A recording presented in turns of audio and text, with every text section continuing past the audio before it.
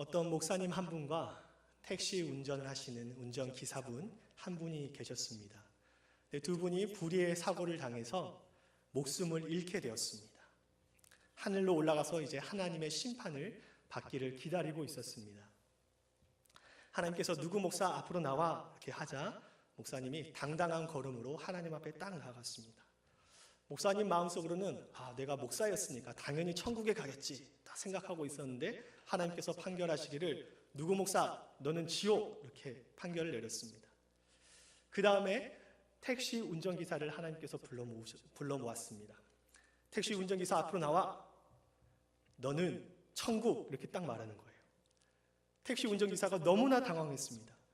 자기는 이 땅에서 살 때 제대로 산 것 같지도 않고 남에게 많은 피해를 줬고 특별히 택시 운전을 할 때는 난폭하게 운전을 했는데 이런 자기를 천국으로 보내주신 하나님께 너무나 신기하고 놀라워했습니다.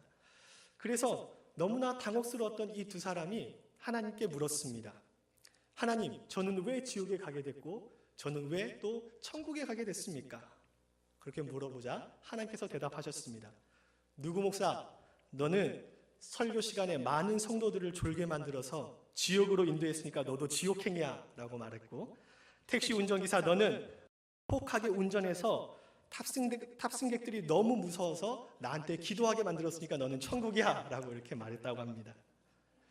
이 시간 한 분도 조는 분이 없어서 저를 천국으로 인도해 주시기 바랍니다. 몇 주 전부터 계속해서 제 머릿속을 맴도는 단어가 있었습니다. 조용히 차를 마실 때에도 또 운전을 할 때에도 심지어 샤워를 할 때에도 제 머릿속에 어떤 한 단어가 계속해서 맴돌았습니다. 그 단어는 바로 기도입니다. 그래서 기도의 자리에 더 나아가려고 힘썼고 또 기도할 때 더 깊이 하나님과 교제하려고 노력을 했습니다. 또 운전을 할 때에도 하나님 이렇게 부르면서 운전하는 그 순간에도 하나님과 교제하려고 노력을 했습니다. 오늘 말씀은 기도와 관련이 있습니다. 기도를 통해서 하나님을 만난 야곱이 등장하는데 야곱이 하나님을 만난 과정들을 살펴보면서 우리가 하나님을 어떻게 만날 수 있는가, 또 하나님을 만나면 우리의 삶 가운데 어떤 일들이 일어나는지에 대해서 함께 나누고자 합니다. 첫째로 우리는 우리의 삶의 자리에서 하나님을 만날 수 있습니다. 다른 곳이 아닌 우리의 삶의 자리에서 하나님을 만날 수 있다는 것입니다. 야곱은 이삭의 아들로서 에서와 쌍둥이로 태어났습니다. 우리가 잘 알다시피 에서가 형이었고 야곱이 동생이었죠. 그런데 동생으로 태어난 야곱은 형이 가지고 있는 장자권을 언제나 노리고 있었습니다. 언제나 부러워했습니다. 그래서 그 장자권을 너무나 갖고 싶어 했습니다. 장자권이란 무엇이냐면 상속권을 이야기합니다. 장자는 아버지의 축복을 받은 자로서 다른 형제보다 항상 부모님에게 더 사랑을 받았고 특별한 사랑을 받았습니다. 또한 다른 아들들보다 2배의 유산을 부모로부터 물려받을 수 있었습니다. 그리고 그는 가족의 대표자의 지위를 얻게 되었고요. 무엇보다 중요한 것은 하나님의 언약의 계승자라는 그런 위치에, 영적인 위치에 설 수 있는 것이 바로 장자권이었습니다. 이것에 욕심을 낸 야곱은 형 에서가 사냥을 하고 돌아와서 배가 고플 때 우리가 잘 알다시피 떡과 팥죽을 이용해서 그 장자권을 형에게 사오게 됩니다. 형이 흔쾌히 팔아버렸습니다.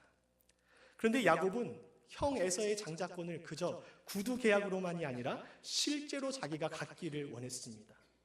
그래서 어머니 리브가와 계략을 짰지요.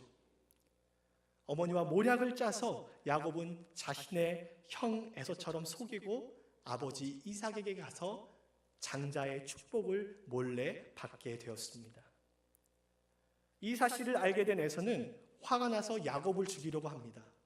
그래서 어머니 리브가가 도저히 안 되겠다, 우리 아들이 이러다 죽겠다 싶어서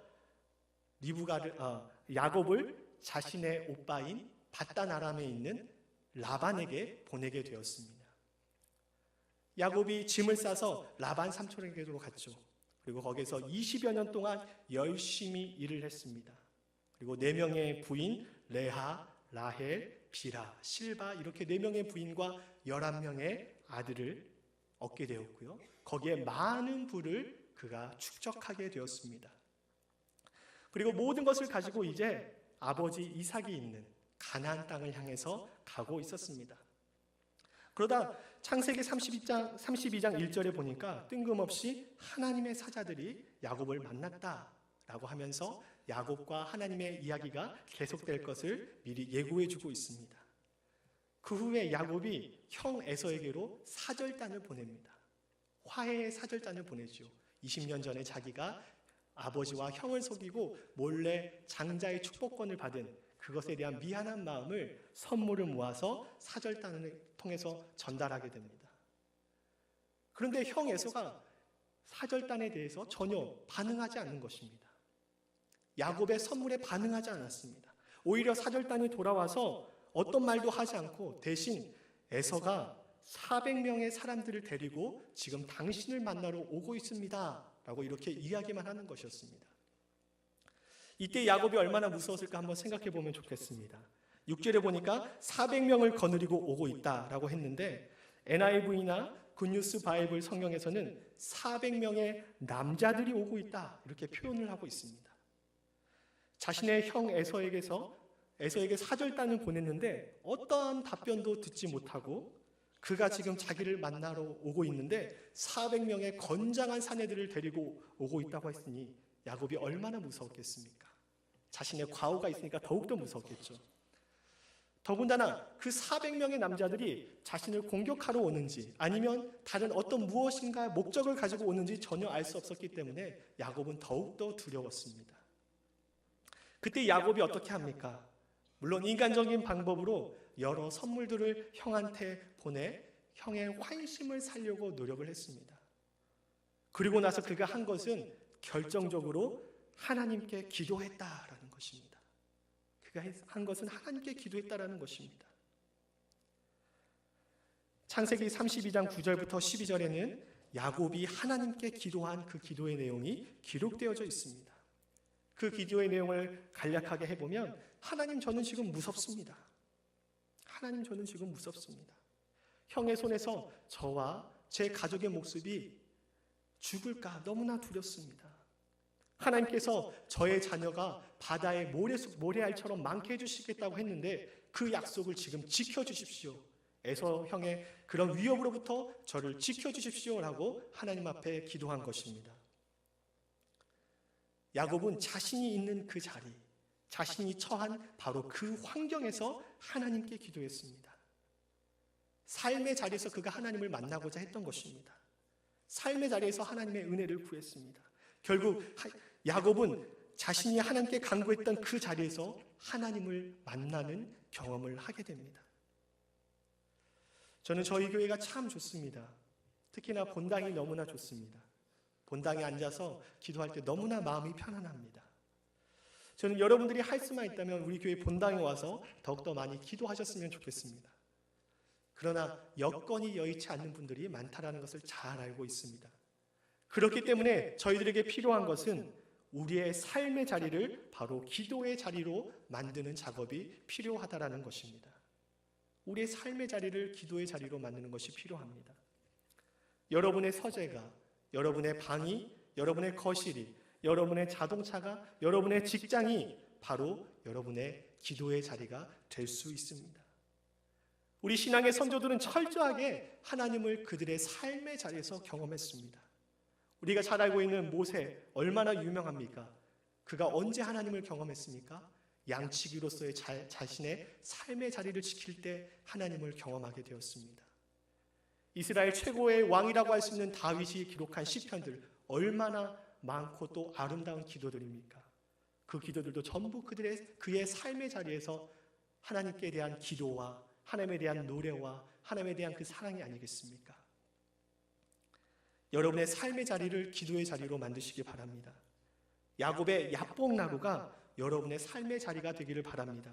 여러분의 아픔과 상처와 고민과 두려움의 삶의 자리를 기도의 자리로, 하나님을 만나는 자리로 만드시기를 바랍니다. 두 번째로, 우리가 하나님을 만나게 되면 하나님 앞에서 우리 자신이 철저하게 드러나게 되어 있습니다. 우리가 하나님을 만나면 하나님 앞에서 우리가 철저하게 드러나게 됩니다. 저는 주일 예배 때마다 이 앞에 나와서 예배를 인도할 때 참으로 부끄럽습니다. 사람들, 여러분들에게 부끄러운 것이 아니라 하나님께 부끄럽습니다. 어찌 저 같은 사람이 이 자리에 설 수 있는가? 어찌 저 같은 사람이 이 자리에서 예배를 인도할 수 있는가? 마치 하나님 앞에서 제가 발가벗은 느낌이 이 자리에 설 때마다 들게 됩니다. 왜냐하면 하나님은 저의 모든 모습을 다 알고 계시기 때문입니다. 제가 지난 한 주 어떤 삶을 살았는지, 제가 지난 한 주 어떤 마음을 품었는지 여러분들은 모르지만 하나님은 전부 다 알고 계시기 때문입니다. 하나님 앞에 모두 다 드러나기 때문입니다. 야곱이 형 에서에 대한 두려운 마음 때문에 하나님 앞에 간구를 했습니다. 그리고 나서 그는 자신의 소유 중에서 형에게 줄 예물을 택했습니다. 암염소, 수염소, 암양, 스양 이리저리 동물들 다 합치니까 최소 550마리가 되었습니다. 그런 가축들을 형에게 보냈습니다. 그래서 이것을 각대로 나누어서 형에게 보내면서 종들한테 말하지요. 너희들이 혹시 에서를 만나면 이것들은 야곱이 자기의 주인인 에서에게 보내는 선물입니다 라고 하면서 자신을 낮춰버립니다. 형에 대한 두려움 때문에. 나는 형의 종입니다. 20년 전에 내가 배신하고 갔지만 우리는 이제는 같은 등급이 아니라 형이 나보다 주인이시고 나는 종입니다. 그렇게 자신을 낮추면서 이야기를 합니다. 그런데 그렇게 보냈는데 야곱이 잠이 오겠습니까? 여러분들도 여러분의 삶에 어려운 일이 있으면 잠 못 이루지 않습니까? 잠이 올 리가 없습니다. 그래서 자리에 일어나서 형에게 줄 예물들과 또 두 아내와 11아들을 야복나루를 먼저 건너게 합니다. 그리고 나서 자기 혼자 또 돌아와서 홀로 있었습니다. 근데 갑자기 어떤 사람이 나타나서 야곱과 씨름을 하기 시작했습니다. 이 사람이 누구입니까? 우리가 잘 알고 있듯이 바로 하나님입니다. 하나님이 홀로 있는 야곱에게 찾아오신 것입니다. 그 사람은 야곱과 밤새 씨름을 했습니다. 그리고 돌아가려 하는데 야곱이 도무지 놔주질 않는 겁니다. 그래서 그 사람이 야곱의 허벅지 관절을 쳐버렸습니다. 결국 야곱의 허벅지 관절이 어긋나게 되었지요. 그런데 그럼에도 불구하고 야곱이 결코 그 사람을 놓지 않았습니다. 더욱더 붙들었습니다. 그러자 그 사람이 얘기하죠. 네 이름이 무엇이냐라고 물었습니다. 이 질문이 무엇입니까? 네 이름이 무엇이냐? 그저 야곱의 이름을 묻는 그런 질문이 아닙니다. 이 질문은 야곱, 넌 도대체 어떤 사람이냐? 네가 얼마나 악한 존재인지, 네가 얼마나 연약한 존재인지 너는 알고 있지 않느냐? 야곱이 대답하죠. 저는 야곱입니다. 이 말은 지난날의 자신의 삶을 되돌아보게 만들었습니다. 이 말은 저는 사기꾼입니다. 저는 거짓말쟁이입니다. 저는 탐욕스러운 사람입니다. 저는 아버지와 형 에서를 속인 배신자입니다. 라고 말하는 것입니다. 저는 야곱입니다. 그 한마디에 야곱의 정체성과 야곱의 삶이 드러나게 된 것입니다. 야곱은 20년 동안 열심히 일해서 부도 많이 축적했고 아내들도 있었고 많은 자녀도 얻었습니다. 세상 부족한 것이 아마 없었겠죠. 자신의 지난 날들을 생각하면서 이제 지난 날은 나와 전혀 상관이 없다. 나는 자유하다. 그렇게 생각했을지도 모르겠습니다. 그러나 그가 하나님을 대면했을 때 그의 과거가 철저히 드러나게 되었습니다. 그의 과거뿐만 아니라 그의 현재까지도 드러나게 된 것입니다. 우리가 하나님 앞에 서게 될 때, 우리가 하나님을 만나게 될 때 바로 야곱처럼 우리의 정체성이 드러나게 됩니다. 철저히 내 자신의 수치가 드러나게 됩니다. 신약성경 히브리서 4장 13절에 이렇게 말씀합니다. 지으신 것이 하나도 그 앞에 드러나지 않음이 없고 우리의 결산을 받으실 이의 눈앞에 만물이 벌거벗은 것 같이 드러나느니라. 아멘. 하나님 앞에 우리의 수치가 철저하게 드러나게 됩니다. 그것을 감춘다고 노력해서 우리가 감출 수 있는 것이 아닙니다. 그러나 그 수치심에도 불구하고 우리가 기억해야 할 것은 하나님이 우리의 수치심을 드러내는 것은 우리를 질타하고 우리를 훈계하려고 하는 것이 아니라 오히려 우리를 새롭게 하고 우리에게 새 희망을 주시기 위한 그런 드러냄이라는 것을 우리가 기억할 필요가 있습니다. 내 이름이 무엇이냐? 라는 이 질문에 야곱의 정체성이 드러났습니다. 또한 자신의 절박한 상황이 드러났습니다. 야곱이 씨름하는 사람에게 뭐라고 말합니까? 나를 축복하지 아니하면 내가 당신을 가게 내버려 두지 않겠습니다. 이 말은 곧 이 말입니다. 지금 내가 죽게 되었으니까 내 목숨 꼭 살려주십시오. 나의 이 절박한 상황에서 나를 좀 건져주십시오 라고 하는 그의 바람이 그 기도 안에 들어간 것입니다. 셋째로, 우리가 하나님을 만나면 우리의 삶이 변하게 됩니다. 우리가 하나님을 만나면, 하나님께 기도하면 우리의 삶이 변하게 됩니다. 허벅지 관절을 쳐도 도저히 자신을 놓지 않는 야곱을 향해서 그가 야곱에게 새 이름을 지어주게 되었습니다. 그 이름이 바로 잘 알고 있는 이스라엘입니다. 이스라엘. 여기서 나오는 이스라엘이란 이름의 뜻은 하나님과 겨루어 이겼다, 하나님과 겨루어 이겼다라는 뜻입니다. 또한 그 이스라엘이라는 이름 안에는 야곱이 하나님께 기도한, 그 하나님께 기도한 간구를 하나님께서 들어주시겠다라는 것이죠. 야곱이 간구한 기도가 뭡니까? 자기의 자손을 통해서 자신의 자손을 바닷가에 모래알처럼 많게 해서 번영케 해달라는 그런 기도가 아니겠습니까?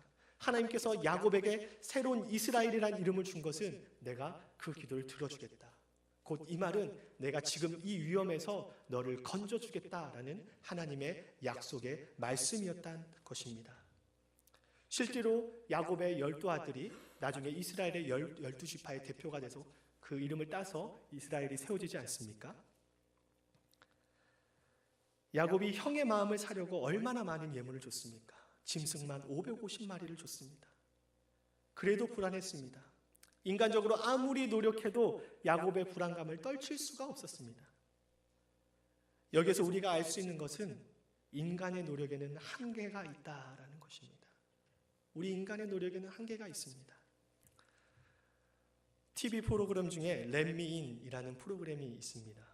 외모 때문에 컴플렉스를 가지고 있는 그런 사람들을 사연을 듣고 그 사람들을 모아서 성형수술을 해줍니다. 그래서 새로운 삶을 살 수 있게 해주는 그런 프로그램인데요. 한 2년 전쯤에 남성 호르몬이 과다 분비되는 그런 여성이 나왔습니다. 남성 호르몬이 막 과다 분비되니까 뭘 어떻게 꾸며도 이 여자가 여자처럼 보이지 않는 거예요. 남자처럼 보이는 거예요. 그래서 그 사람들이 사연을 듣고 그 여자를 수술을 해줬습니다. 수술이 잘 됐습니다. 예뻐졌습니다. 그런데 얼마 전에 어떤 프로그램에 그 2년 전에 수술했던, 그 렛미인이라는 프로그램을 통해서 수술했던 여자가 다시 등장했습니다. 근데 등장한 이유는 성형수술의 부작용의 사례로 등장한 것입니다. 그래서 고통스러워하는 그녀의 모습을 제가 본 적이 있습니다. 저는 이것을 보면서 우리 인간이 아무리 지식이 뛰어나고 의학이 발전했어도 우리 인간의 능력에는 한계가 있구나라는 것을 다시 한번 느끼게 되었습니다. 제가 신학교를 다닐 때 찬양팀을 했습니다. 찬양팀 저희 반주자 중에 몸이 굉장히 약한 친구가 있었습니다. 그래서 몸이 약해서 학교도 1년 쉬었다가 다시 들어왔습니다. 근데 다시 복학을 했는데도 그 친구가 출석하는 날보다 결석하는 날이 더 많았습니다. 몸이 굉장히 약했어요. 얼굴이 창백해가지고 멀리서 딱 그 친구를 봐도 쟤는 몸이 좀 아픈 것 같다 이렇게 느낄 정도였습니다. 그때 저희 찬양팀 리더이신 전도사님이 계셨는데 그분이 사역하는 교회에 집사님 한 분이 의사셨습니다. 그 집사님이 전도사님한테 찾아오셔가지고 전도사님 혹시 주변에 몸이 아픈 사람이 있는데 경제적인 어려움 때문에 치료를 받지 못하는 사람이 있으면 저를 소개시켜 주십시오. 그러면 제가 도와드리겠습니다. 그런 말씀을 하셨어요. 그래서 그 전도사님이 그 집사님이 생각나서 반주자를 그 집사님이 운영하시는 병원으로 데리고 갔습니다. 가서 이것저것 검사를 했는데 그 당시 21살이었는데 그 친구가 암이라는 판결을 받았습니다. 다들 당혹하기 시작했죠. 또 혹시 모르니 나중에 다시 한번 검사해보자. 혹시 모르니까 검사가 잘못됐을지도 모르니까 다시 한번 검사해보자 하고 집으로 보냈습니다. 이 소식을 듣고 저희 찬양팀이 모임 때마다 모여서 그 친구를 위해서 기도했습니다. 또 개인적으로 기도 모임을 만들어서 그 친구를 위해서 기도하고 각자 기도 시간에 그 친구를 위해서 간절히 기도했습니다. 한 몇 주가 지나서 그 친구가 저희 찬양팀 연습 시간에 함께 참석을 했습니다. 그래서 그 친구가 이 얘기를 해주길 자기가 어제 꿈을 꿨다라는 것입니다. 꿈을 꿨는데 아마도 예수님 꿈인 것 같다 하면서 그 이야기를 해주었습니다. 자기가 의자에 이렇게 앉아 있는데 어떤 뒤에서 하얀 옷을 입은 분이 오셔가지고 자기 어깨에 이렇게 손을 딱 얹었다고 합니다. 얹는데 자기의 몸이 막 뜨거웠더래요. 너무 뜨거웠더래요. 근데 얼마 지나서 손을 떼시면서 다 됐다 이렇게 말하고 자기가 꿈에서 깼다라고 말했습니다. 저희도 이 이야기를 듣고 하나님께서 고쳐주셨겠구나 라는 그런 마음을 품게 되었습니다.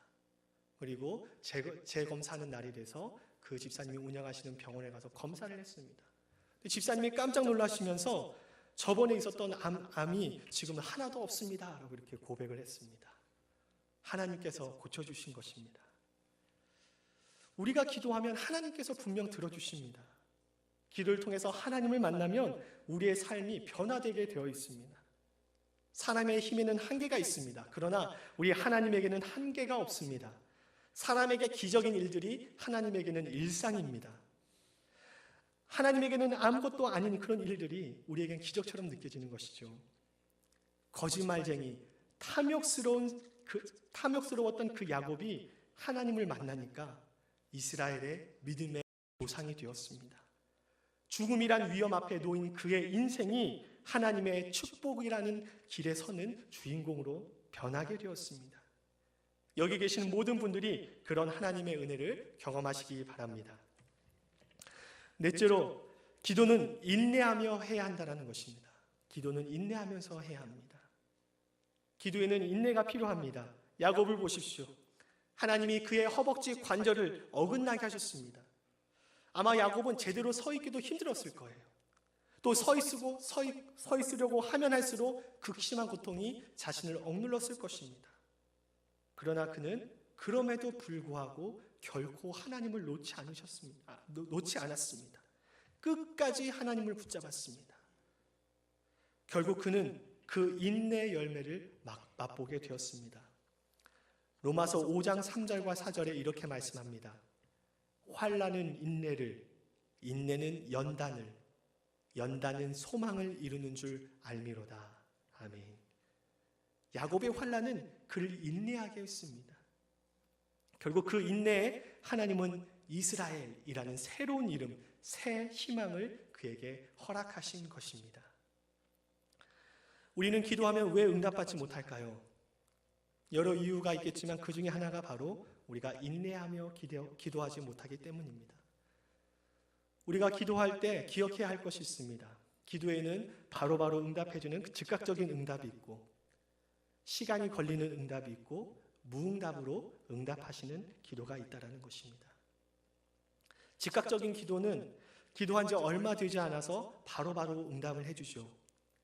이런 경우는 정말 위급할 때나 아니면 우리 믿음의 사람들을 볼 때 신앙을 이제 처음 가졌을 때, 신앙을 가진 지 얼마 되지 않았을 때 하나님께서 기도를 금방금방 들어주신 것을 볼 수 있습니다.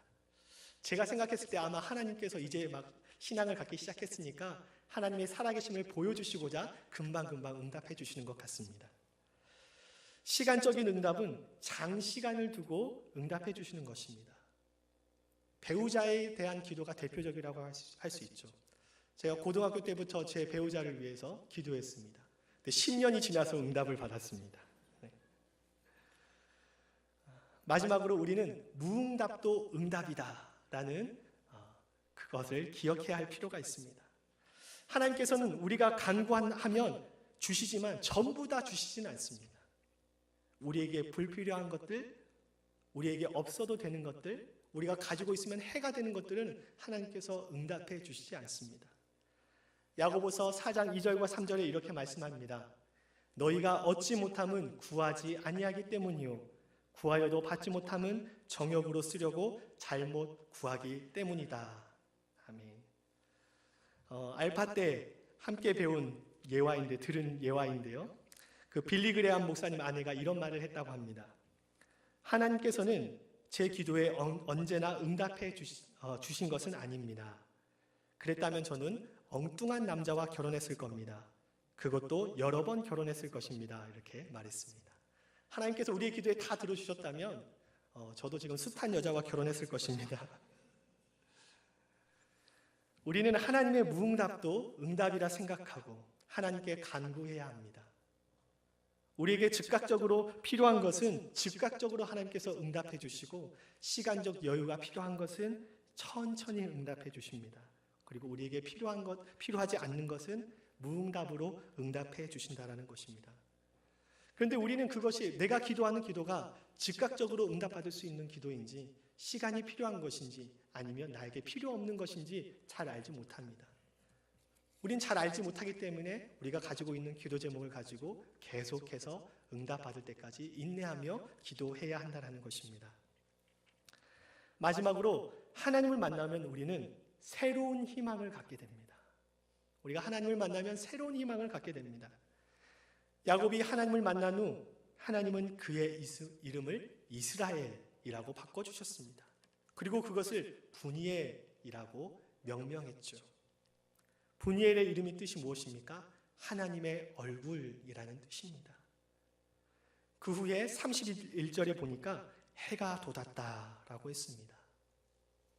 아침 해가 밝아온 것입니다. 아침에는 무엇을 상징합니까?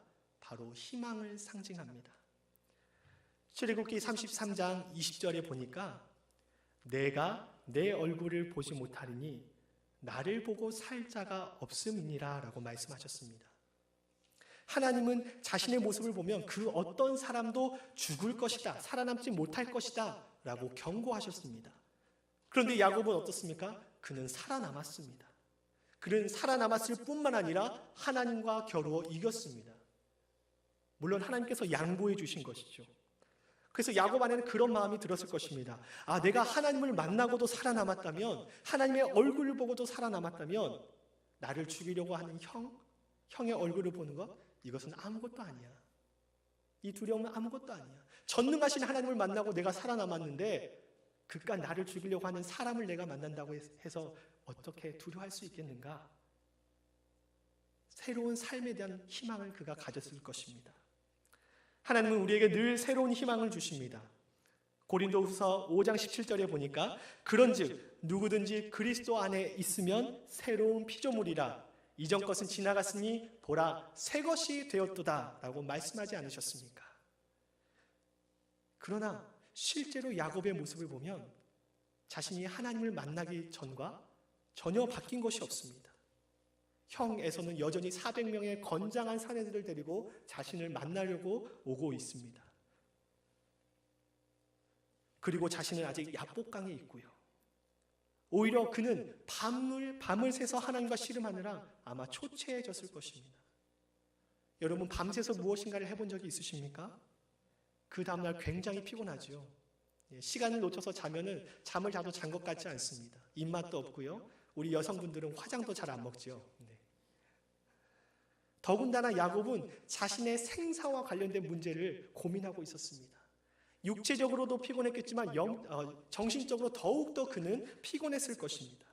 그런데 거기에 그치지 않았습니다. 이제 그는 다리까지 저는 불구의 신세가 된 것입니다.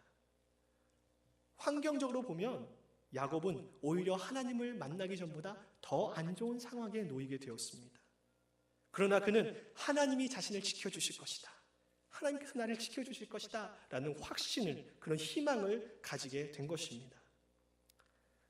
사람의 마지막이 하나님의 시작이다, 사람의 마지막이 하나님의 시작이다 라는 말이 있습니다. 사람이 자신의 힘으로 무언가를 해보려고 해도 잘 되지 않는 그 순간, 하나님을 의지하면 그때 하나님께서 우리를 위해 일하신다라는 것입니다. 야곱은 하나님의 그 일하심에 희망을 걸고 있었습니다. 하나님은 우리가 시험을 당할 때, 어려움을 당할 때 분명 피할 길을 주십니다. 우리가 하나님을 만날 때, 하나님 앞에 기도할 때 그 피할 길을 우리는 경험할 수 있게 되는 것입니다. 이제 말씀을 맺고자 합니다. 우리가 하나님을 어디서 만날 수 있고 하나님을 만나면 우리에게 어떤 일들이 일어납니까? 첫째로 우리의 삶의 자리에서 우리는 하나님을 만날 수 있습니다. 야곱은 자신이 있는 그 자리, 바로 야복나루에서 하나님을 만났습니다. 자신이 두려워하는 자리, 목숨이 위태로운 그런 그의 삶의 자리에서 하나님 앞에 간구했고 결국 하나님께서 친히 찾아와 주셔서 하나님을 만나게 되었습니다. 우리 신앙의 선조들도 다른 곳이 아닌 철저하게 자신의 삶의 자리에서 하나님을 만났습니다. 모세도 다윗도 그 외 많은 신앙의 선조들 역시 삶의 자리에서 하나님을 만났습니다.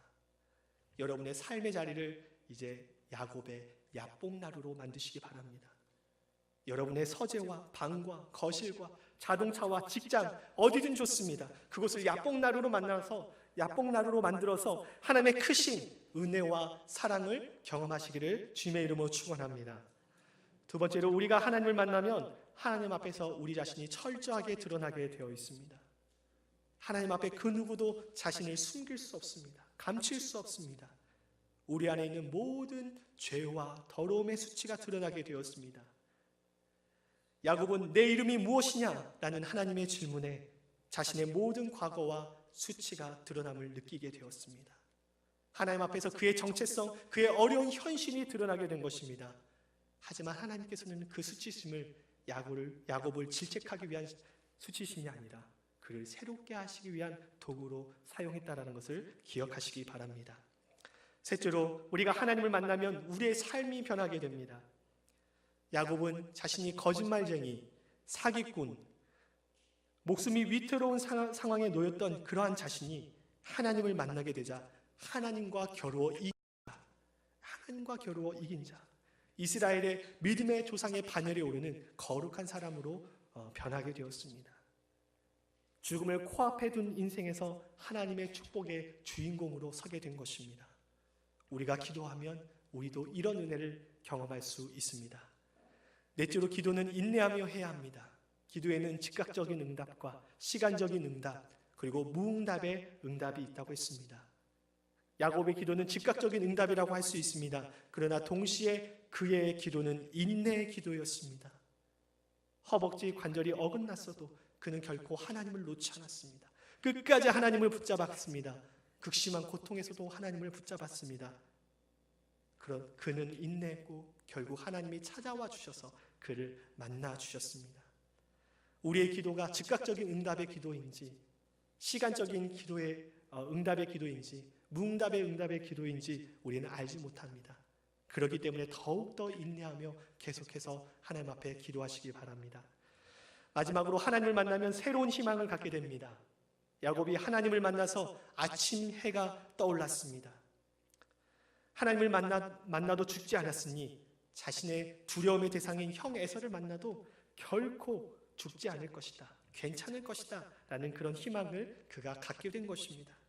사람의 마지막이 하나님의 시작입니다. 하나님은 반드시 피할 길을 주십니다. 하나님께서 사랑하시는 여러분, 야뽕나루에서 하나님을 만난 야곱처럼 여러분도 여러분의 삶의 자리에서 야곱의 야뽕나루를 만드시기 바랍니다. 무늬만 신앙인이 되지 마십시오. 게으른 신앙인이 되지 마십시오.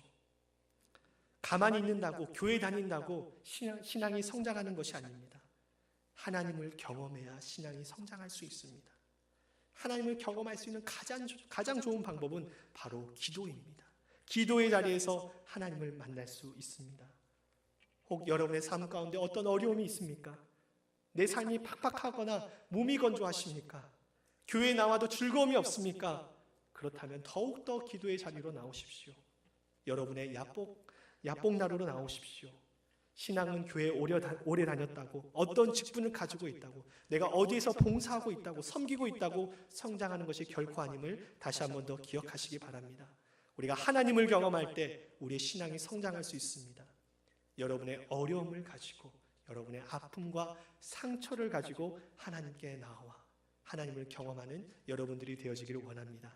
그래서 매일매일 하나님을 경험함으로 우리의 신앙이 날로 성장하여 하나님 앞에 영광을 돌리는 저와 여러분들이 되었으면 좋겠습니다. 우리 함께 기도하도록 하겠습니다.